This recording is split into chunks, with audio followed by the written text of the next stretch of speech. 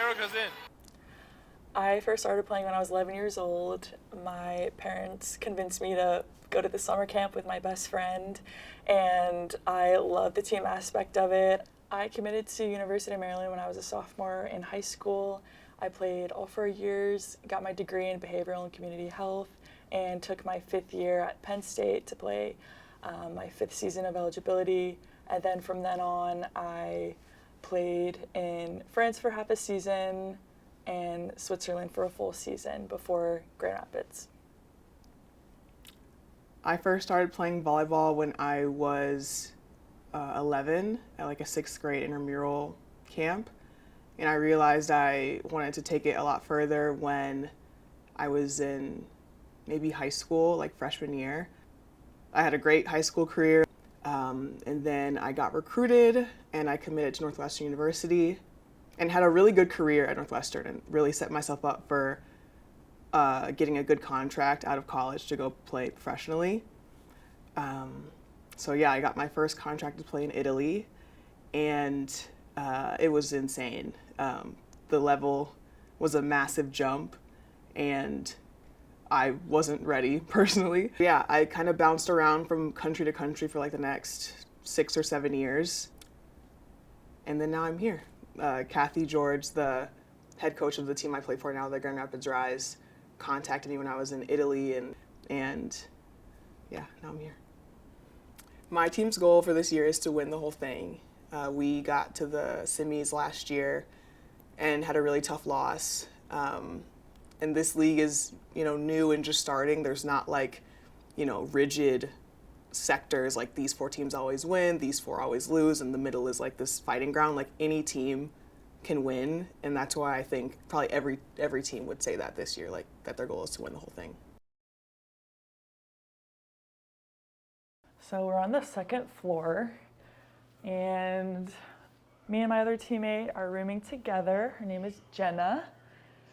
This is the kitchen. This is the main living space.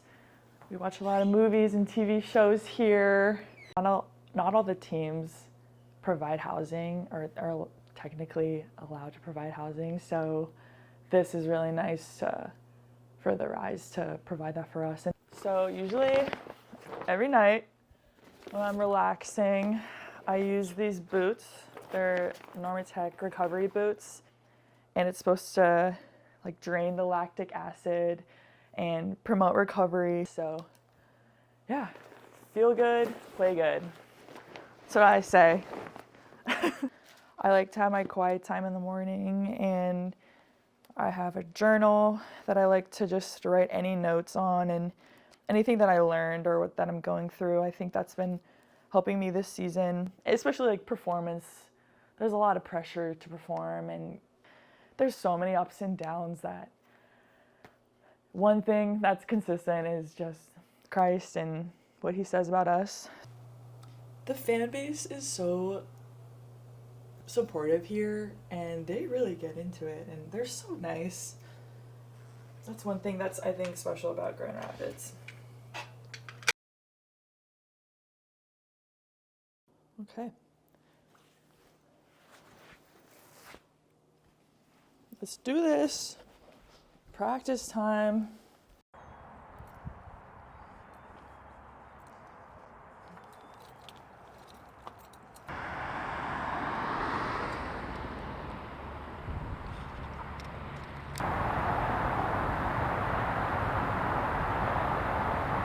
Also, yesterday, I just see my trainer because I got hit in the head.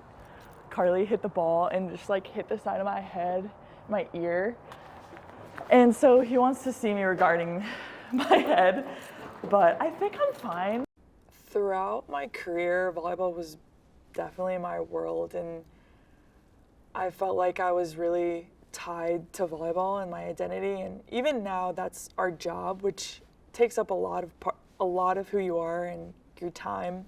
So it's not until recently where I'm really trying to understand that my identity is truly not in volleyball. And when you put things, if you put your identity in things other than the Lord, then it'll be so up and down that the Lord is unchanging.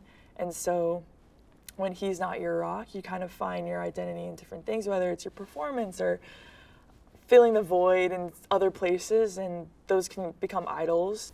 I try to cope with injuries and, being benched by staying really close to God. And I say try because it's difficult, like very, very difficult. It's not easy to follow God and to listen to his word and to take it as fact and let that doesn't like immediately alleviate like any pain I feel from being benched or from a nagging injury that is making it hard to sleep at night. Like, you're still gonna have that problem, but you just have a way out or like hope through God and through trusting him.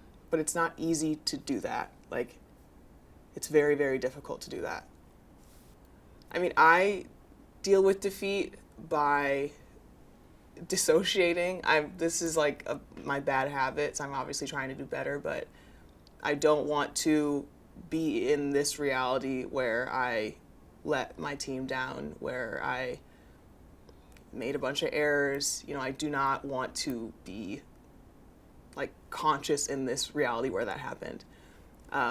So I'll just, I've like watched shows like back to back to back because I don't want a moment of like sitting and not having my brain like occupied.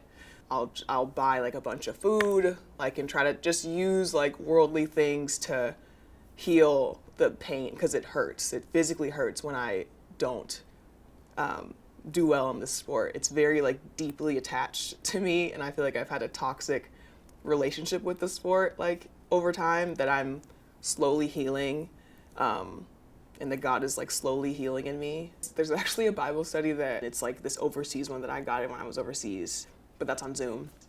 And because I've been with them for like 6 months now, like we're really comfortable, and like I have that like once a week. And yeah, I just feel like we got like very comfortable with each other. Like, I don't know, I was not expecting for it to like last a long time or for it to get deep ever, like, because I don't know these girls. But I think Casey just like created this very safe space for learning. And yeah, it's like literally one of the only Christian community things that I have. Like, yeah, that's literally it.